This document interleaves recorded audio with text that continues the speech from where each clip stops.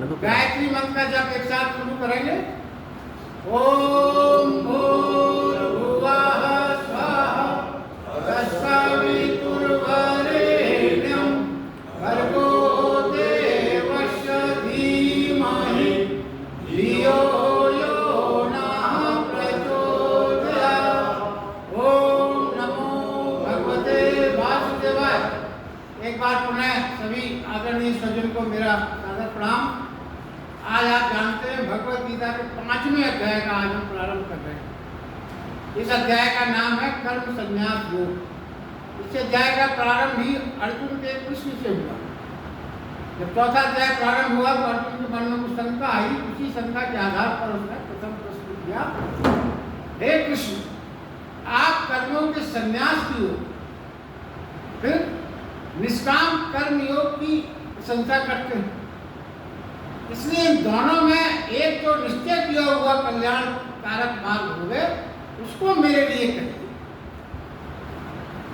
तब भगवान कृष्ण ने दूसरे श्लोक में कहा, हे अर्जुन, कर्मों का संन्यास और निष्काम कर्म योग दोनों ही परम कल्याण करने वाले हैं, परंतु दोनों में कर्मों के संन्यास से निष्काम कर्मयोग साधन में सुगम होने से श्रेष्ठ।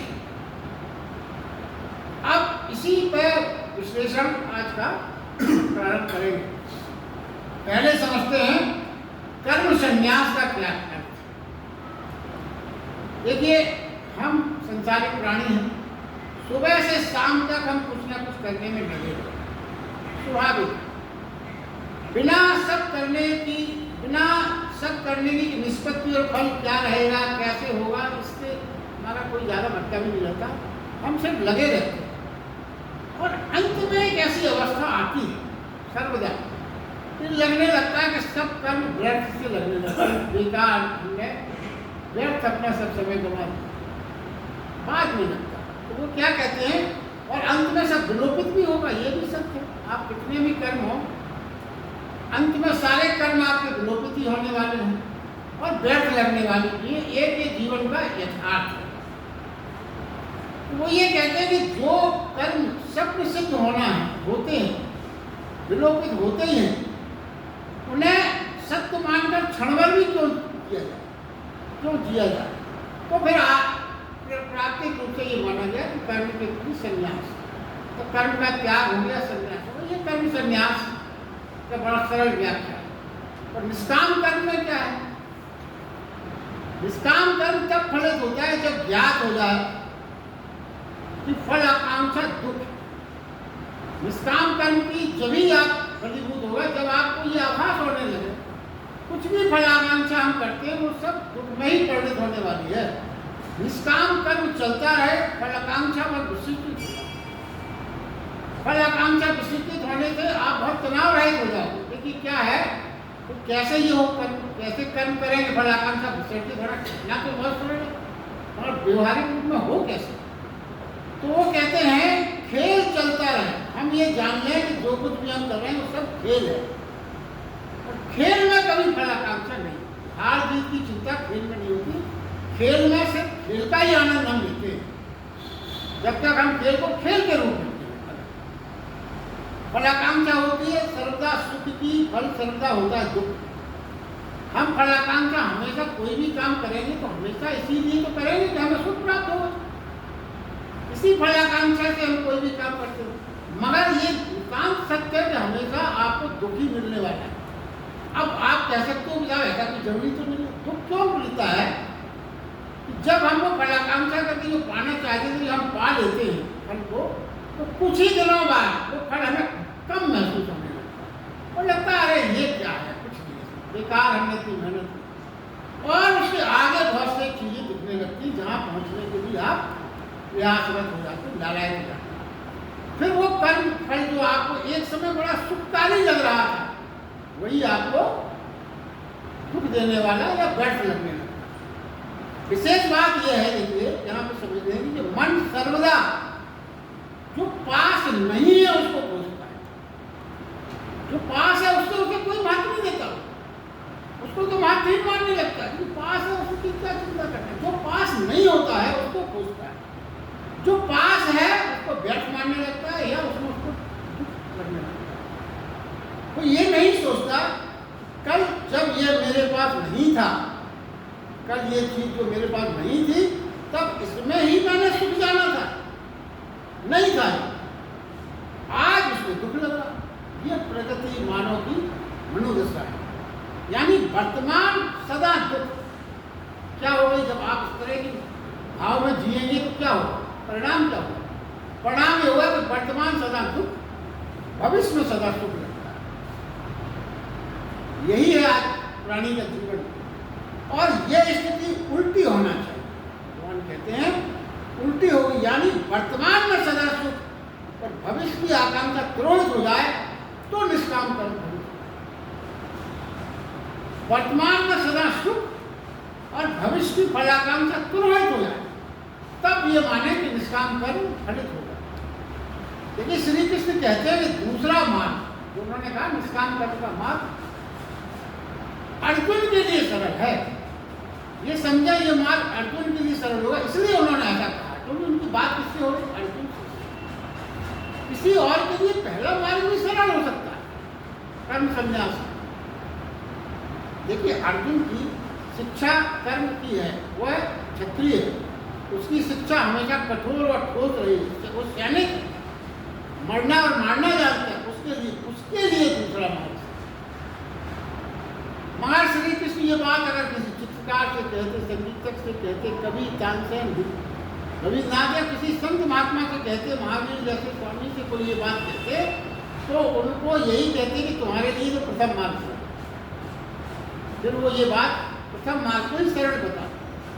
इन सब के लिए जीवन भर सीखने में लगे कर्म को क्षणों में हो जाते हैं। ये अध्याय का प्रारंभ ही इस तरह से हुआ है।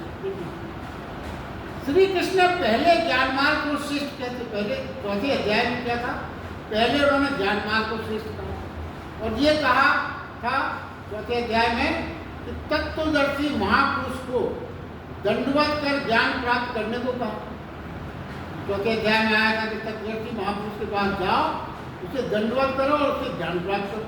और अंत में उन्होंने क्या कहा? उस तत्व ज्ञान को जिसको वो दंडवत करके प्राप्त करने की बात कर रहे थे, उसी के बारे में क्या कह दिया? साधक चाहे तो वो तत्व ज्ञान कर्मियों द्वारा स्वतः प्राप्त कर सकता है।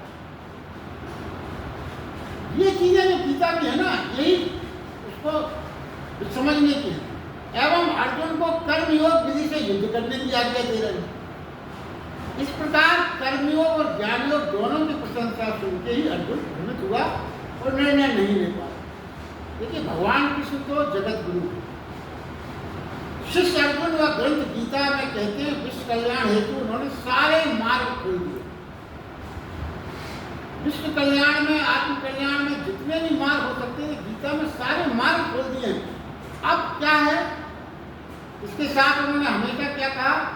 तुम अपना स्वभाव और क्षमता का आकलन खुद करो और अपना मार्ग तय करो। पिछले अध्याय में स्वधर्म पर बहुत चर्चा की गई। स्वधर्म का निष्ठा से यही मतलब है कि तुम अपना स्वभाव जानो, अपनी क्षमता जानो, उसका आकलन करो, मार्ग तय करो, श्रम करो, यात्रा करो, द्वार तक पहुंचो और प्रवेश करो। ये आपको तय करना है कि आपको किस मार्ग पर चलना।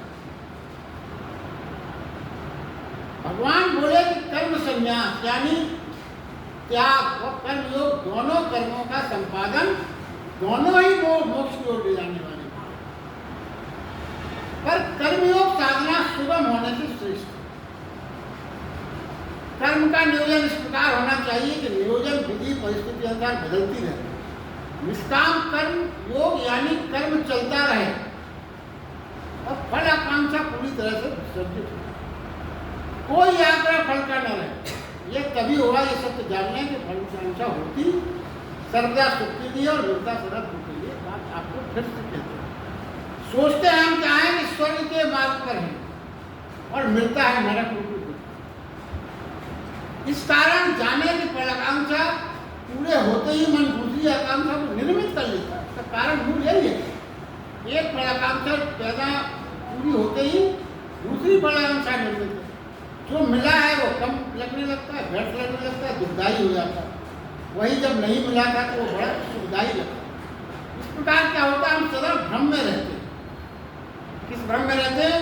कि भविष्य में ही सुख है, वर्तमान में व्यर्थ। निष्काम कर्म फलित होते ही वर्तमान सुख बन जाता है। बार बार इस बात को कहा गया, भविष्य की अभी आनंद है, अभी आनंद है, हर्ष है, मस्ती है, इसी क्षण में जीना है। ये गीता का मुख्य संदेश है। अभी जो कुछ भी है जीवन में, इसी क्षण में जीना है, हर्ष इसी क्षण में जीना है, इसी क्षण में आनंद है। भविष्य में की चिंता बिल्कुल नहीं। हम आज अभी नहीं जी पा रहे हैं, भविष्य में क्या जी पाएंगे? भविष्य फिर वर्तमान हो जाएगा, फिर दुखी हो जाएंगे। आज को आनंद मनाने से कभी न चूके। ये जान लें भविष्य का फल अमृत भी लगे भविष्य में। अमृत में को भी एक धोखा है, वो आपको धोखा ही है, भ्रम है। कर्मयोग का मार्ग सरल है, अर्जुन सामान्य जन को ध्यान में रखकर श्री कृष्ण ने कहा। तो फिर कहते हैं अंतर्मुखी लोग सन्यासी को ज्ञान मार्ग ही कहते हैं। अंतर्मुखी अगर कोई संत महात्मा मिलता तो उसको वो ज्ञान मार्ग का ही शिक्षा देता। अब देखिए आज के समाज में कर्म संन्यास और निष्काम कर्म में उपयोगी कौन सा है, क्यों है, ये बात समझ में है। देखिए समाज के लिए क्या उपयोगी है, क्योंकि ज्यादातर चीजें समाज से ही जुड़ी हैं। समाज में क्या उपयोगी है, इस बात को समझना होगा। समाज में की संरचना किस प्रकार के लोगों का माहौल है, उसी प्रकार से समाज बनता है। किस प्रकार के लोग ज्यादा हैं समाज, वैसा ही समाज होगा। तो क्या है, आध्यात्मिक दृष्टि से यदि देखें तो सारे समाज के प्राणियों का वर्गीकरण दो प्रकार से किया आध्यात्मिक दृष्टि। पहला क्या है, पहला अंतर्मुखी लोग। अंतर्मुखी लोग में कौन आएंगे, जो ज्ञान मार्गी हैं, कर्म सन्यासी हैं, समाधिस्थ लोग हैं, ध्यान करने के लोग हैं, वो अंतर्मुखी। और एक होते हैं बहिर्मुखी लोग। बहिर्मुखी में कर्म मार्गी, कर्मयोगी, सतत कार्य में संलग्न लोग, जो भजन कीर्तन पूजन कार्य लगे हुए हैं, वो कहाँ आएंगे, वो बहिर्मुखी। इस प्रकार से भगवान ने दो तरह के डिवीजन कर। अब क्या है, देखिए पूर्व में अपने सनातन धर्म के या पूर्व काल के, अपने देश काल की अगर आप परिस्थिति को समझें तो पूर्व में अंतर्मुखी लोगों की संख्या बहुत थी, बहुमुखी लोग कम थे। सम्राट, राजा, ज्ञानी, भिक्षु भी के पांव, सम्राट होता था, राजा होता था, मगर वो भी ज्ञानी और भिक्षुकों के पांव पर सिर रखता था। परंपरा थी, कई कहानियों में कई जगह आपने समझा। बड़े बड़े राजा के दरबार में यदि ज्ञानी भिक्षुक को जाया जाता था तो उनके पैरों पर राजा अपना सिर रखते, सम्मान करता। और आज के समाज में क्या हो, आज के समाज में बहुमुखी बाहुल्य हो जाता है। अब अंतर्मुखी बहुत रेयर हो गई। अंतर्मुखी आज साधु समाज क्या है, अंतर्मुखी बहुत कम हो गया। आज का समाज क्या होगा, साधु समाज भी मंत्री और नेताओं को आश्रम में बुलाते हैं और उनका सम्मान करते हैं। क्योंकि बहुमुखी समाज की ये विचित्रता है, तो आज बड़े स्पष्टता में देखते हैं। आजकल बड़े बड़े साधु सन्यासी भी बड़े प्रसन्न होते हैं जब कोई मंत्री जी उनके यहाँ विजिट करते हैं, बड़ा इंतजाम, बड़ा स्वागत। ये सब बहुमुखी प्रधानता समाज के लक्षण है। अंतर्मुखी प्रधानता के समाज में ये सब नहीं होता। तो क्या है, युग रूपांतरित होते रहते, ये भी एक सच्चाई है। युग तो रूपांतरित होते रहते, जीवन में सब बदलता रहता। आज के युग में ऐसी सन्यासी की जरूरत है जो जीवन में पुराण धारा में खड़ा रहे, खाली नहीं, जो आंतरिक क्रांति के साथ बाहर के जीवन में भी क्रांति ला सके। ऐसे संतों की आवश्यकता है, जिसका आचरण मनन जीवन कर्म इस जगत को रूपांतरित कर सकते। इस मार्ग पर कब पहुंचा जा सकता है, यदि हम ये सोचें कि मार्ग अंतर्मुखता ही धर्म है, कर्म त्याग से ही सन्यासी हो सकते हैं, तो फिर जगत को धार्मिक नहीं बना सकते। अपने यहाँ जरा आप विचारें, बौद्ध धर्म हो, ईसाई धर्म हो, इस्लाम धर्म हो, कितना फैल गया, क्योंकि उसमें बहुमुखी लोगों की बहुमत थी। अपने यहाँ अंतर्मुखी तो क्या हो गया, साधु सन्यासी बड़े बड़े ज्ञानी हो गए, मगर उनका जो एज है ना वो उन तक सीमित हो गया। कोई बहुत ज्ञानी हुआ तो उसने क्या किया, समाज को उन्होंने नहीं कुछ रूपांतरण की कोशिश की, तो चले गए गुफा में, पूरा जीवन वही बीता। उससे क्या हुआ, हमारे सनातन धर्म का फैलाव बहुत बड़ा मूल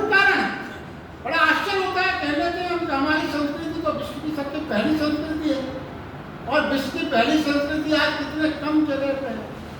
भारत सभी की जगह में भी सनातन धर्मी जहाँ सब हैं वो वहाँ भी सनातन धर्म का विरोध करने वाले हम ही आप में पैदा हो गए।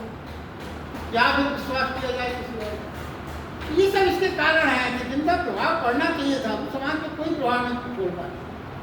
तो क्या है, रूपांतरण धर्म में उन्हें नहीं लगना, क्योंकि आज गुफा और जंगल में कोई नहीं जाना चाहता। आज कोई कितना भी ज्ञानी हो जाए कुछ हो जाए, कोई भी गुफा और जंगल का जीवन आदमी जाना चाहे, कोई नहीं जाना चाहे।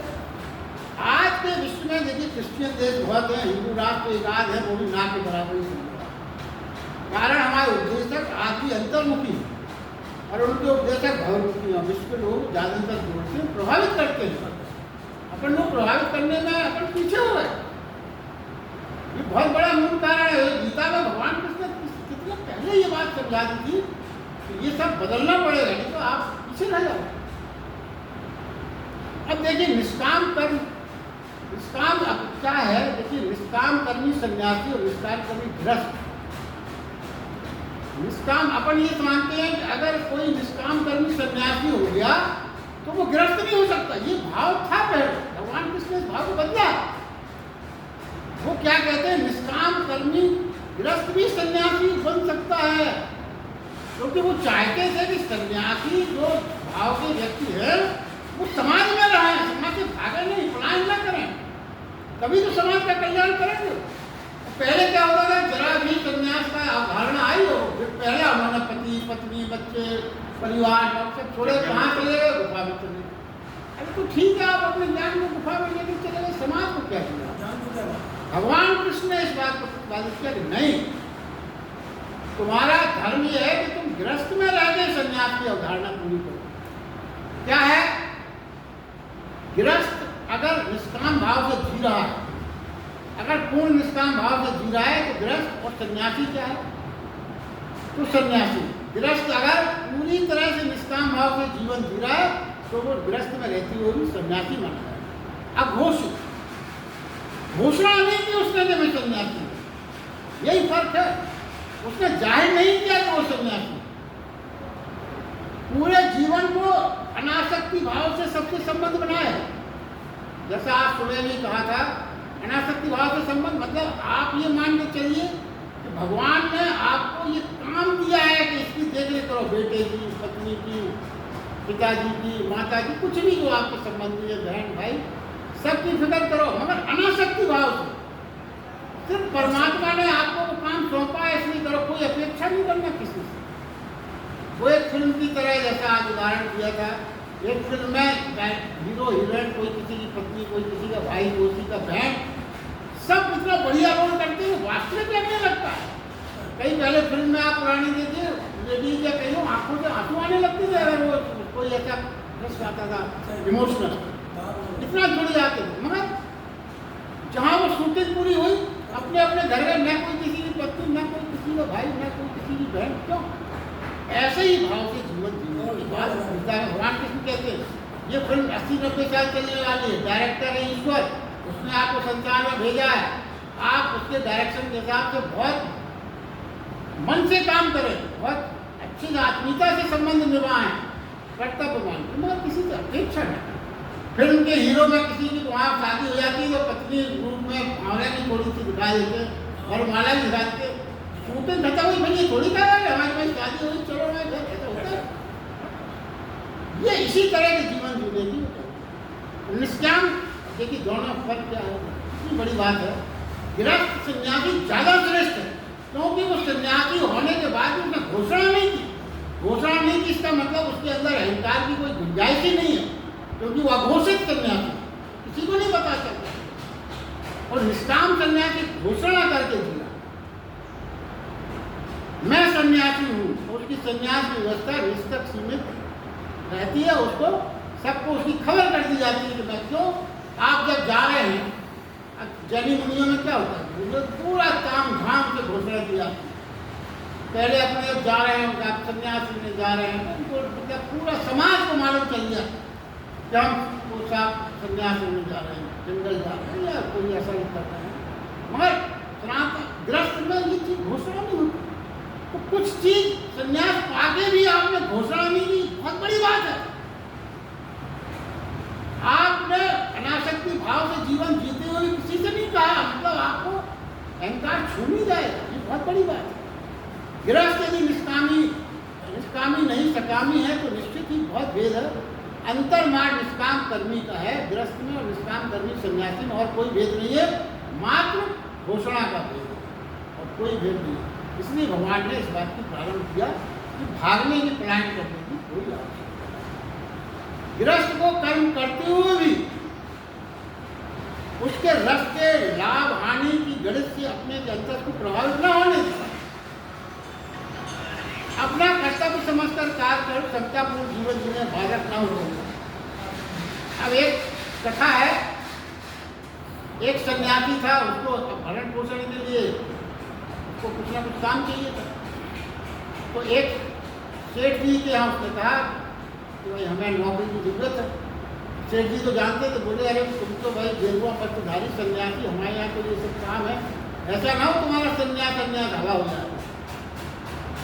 बोला नहीं आप चिंता मत करो, हमको काम दो, हमें भाई अपना परिवार भी भरण पोषण करना। ठीक है, उन्होंने उसको नौकरी पर रख दिया। नौकरी पर रखा, कुछ दिन हो गए, सब चीज़ें समझ ली सेठ जी कहाँ कहाँ गड़बड़ी करते हैं, कहाँ कम तोलते हैं, कहाँ अधिक पैसा ले लेते हैं, कहाँ मिलावट कर देते हैं, सब चीज़ें उसने समझ ली। जब काफ़ी दिन उसको हो गए 8-10 महीने, तो उसने सेठ जी से कहा, सेठ जी हम ये सोच रहे हैं कि कुछ दिन बाद छुट्टी लेंगे, 3-4 महीने बाद तीर्थ करने जाएंगे। सेठ जी ने कहा अरे ये तीर्थ करने का भाव तो बड़ा अच्छा है, तुम्हारे साथ मैं भी चलूँगा। तो बताओ क्या? बोले अभी साहब 3-4 महीने तैयारी में लगेंगे। तो तैयारी क्या तैयारी करना है तो हमें भी बताना। हाँ तो बताएंगे। अब उसने क्या शुरू किया, सेठ जी जब कम तोले तो धीरे से कहने लगे सेठ जी तीर्थ चलना है। सेठ जी कुछ मिलावट करने आगे बढ़े और जाके कहने सेठ जी तीर्थों को चलना। धीरे धीरे उसने सेठ जी को अधिक कीमत मिलावट और जो कुछ भी गड़बड़ी करते थे उसमें सब में उसको सुधार किया। जब 3 महीने हो गए तो सेठ जी ने कहा कि भाई वो तीर्थ कब चलना है? 3 महीने हो गए। बोले अपनी जाने की जरूरत नहीं, तीर्थ का जो फल मिलना था वो हो गया, आप तीर्थ करिए। बोले हम कब करा? तीर्थ के बाद जो जीवन जीना वो आप जीने लगे तो तीर्थ हो गया। तीर्थ की अब प्रैक्टिकली कोई आवश्यकता, ये भाव से जीवन जीने की बात है। और देखिए क्या है, वर्तमान में भगवान कृष्ण आगे ये कहते हैं कि वर्तमान में व्यर्थ लगने से क्या होता है, प्रभु को हम धन्यवाद नहीं दे पाते। ये तो बहुत बड़ी बात है। प्रभु के पास शक्ति वाले को ने चर्चा की थी, प्रभु के पास जो कुछ भी है वो हम कभी धन्यवाद नहीं दे पाते। हमेशा जब भी जाते हैं भगवान के पास तो मांग करने की दृष्टि, धन्यवाद की दृष्टि से हम मंदिर जा रहे हैं, ऐसा भाव कब बना बताइए आपको? ये ईमानदारी से पूछिए। कोई कहीं जा रहा है तो धन्यवाद का भाव बहुत यार है, कुछ लोग होते होंगे हमारे जसकरण सिंह जी से लोग धन्यवाद देते होंगे। अधिकांश लोग यही है कि वो किसी न किसी मांग के लिए जाते हैं। तो हम प्रभु को धन्यवाद देंगे कैसे? ये जो बात अभी आई, हम धन्यवाद इसलिए नहीं दे पाते कि हम जो भविष्य में श्रेष्ठ और सुखदायी लग रहा है उसकी तो मांग करें, और जो हमारे पास है वो तो हमें बहुत कम लगता है, उसके लिए हम धन्यवाद कैसे दें?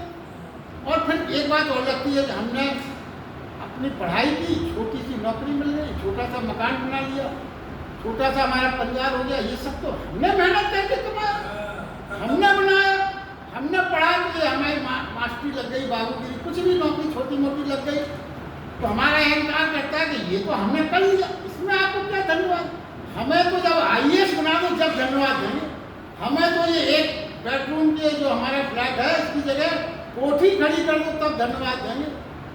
आल्टो छोटी कार तो हमने ले ली, अब आप उनको मर्सिडीज दिलाओ तब धन्यवाद देंगे। इस भाव में हम रहते हैं। तो होता क्या है, सारा जीवन मांगते मांगते मांगते मांगते ही कट जाता है, और मांग कभी पूरी होना नहीं है तो धीरे धीरे आपकी श्रद्धा विलोपित होने लगती है। क्योंकि जिससे आप कोई चीज़ मांगो वो ना मिले, फिर मांगो फिर ना मिले, तो आपको उससे हो जाएगा बेकार का कोई इसमें कोई दम नहीं है। हमारे जब ध्यान नहीं दे रहा, जब ध्यान नहीं दे रहा कोई, तो आपको उसके प्रति प्रेम कैसे हो? आपके मित्र भी हैं, अगर आपको कोई मित्र बार बार कोई चीज़ आप मतलब ध्यान नहीं दे तो आप उससे शत्रुता का भाव ना भी रखो तो उपेक्षा का भाव तो आ ही जाए। कम से कम आप उससे मिलना जुलना बंद कर दे, क्या फायदा इस आदमी से मिलने से, कोई मतलब नहीं। इसीलिए हम धन्यवाद नहीं देते, हमारी मांग, इसीलिए वो कहते हैं वर्तमान का आनंद है। आप जब प्रभु की साधना में जब ही लग पाओगे धन्यवाद भाव, जब आप वर्तमान में सुख का अनुभव करना शुरू करें। सारी चीजें बड़ी एक दूसरे से जुड़ी हुई हैं, और वर्तमान में हम सुख और आनंद और हर्ष का अनुभव ही नहीं करते, तो हम धन्यवाद क्यों, हमारा वर्तमान तो दुख नहीं। इसीलिए भगवान ने कहा है कि सन्यासी सही सन्यासी होइए जो वर्तमान में जीता है और भविष्य की फलाकांक्षा की कोशिश या प्रयास में नहीं रहता। आगे भगवान कहते हैं सारा जीवन द्वंद्वों में विभाजित है। क्या है द्वंद्व अपने जीवन के, जिनमें हम हमेशा फंसे रहते हैं, राग द्वेष, शत्रुता मित्रता, प्रेम घड़ा, एक में आकर्षण एक में विकर्षण, पूरा जीवन आपका इसी में लगा रहता है। हम विचार रहे हैं कि ऊर्जा दोनों में एक ही है, मात्र क्या फर्क है, सिर्फ शक्ति प्रवाह की दिशा परिवर्तित हो गई। अब भगवान ये कहते हैं हमारा अनुभव मध्य में रुक जाने का नहीं है, हम पेंडुलम की तरह जीवन जीते हैं, या तो पेंडुलम इधर जाएगा या उधर जाएगा, या तो राग में जाएगा या विराग में जाएगा। एनर्जी दोनों में समान रूप से खर्च होती है, वो ये कहते हैं एनर्जी आपकी नहीं बचती। आकर्षण विकर्षण दोनों में आपकी ऊर्जा नष्ट हो रही है। वो क्या कहते हैं, भगवान कृष्ण कहते हैं जो प्राणी राग और द्वेष दोनों के पार हो जाता, अतीत हो जाता है, यानी जो मध्य में रुक जाता है, वही निष्काम कर्म को मध्य में रुक जाता है। प्राणी के अतिरिक्त देखिए आप, मनुष्य के अतिरिक्त सारी प्रकृति निष्काम कर्म में लीन है। प्रकृति के नियम बदलकर कौन जीना चाहता है, सिर्फ हम ही जीना चाहते हैं, बाकी कोई नहीं है ऐसा। प्रकृति में कोई ऐसा योनि नहीं है जो निष्काम भाव से, तो अपने जो कुछ है सब ठीक हो रहा है, कभी ऐसा नहीं है। प्रकृति के नियम बदलकर कौन जीना चाहता, सिर्फ मनुष्य जीना चाहता है, यही चुनाव का करता है। हम जब कर्म को खेल माने, काम न माने, न हार न जीत, मान आनंद के लिए खेल चल रहा है, तो हमारा जीवन पूरी तरह से बदल जाए। प्राणी के स्वरूप तीन प्रकार से समर्पित होते हैं, तीन प्रकार से सारे कर्म समर्पित होते हैं। क्या? प्रथम या तो राग को समर्पित होंगे या द्वेष को समर्पित होंगे, मगर समर्पण भगवान चाहता है तीसरा कि हमारे कर्म न राग को समर्पित हो न द्वेष को, परमात्मा को समर्पित। यह तीसरा समर्पण ही जीवन में निष्काम कर्म का अंकुरण है। ये है आज का विषय, यहीं पे अपन पूर्ण करते हैं।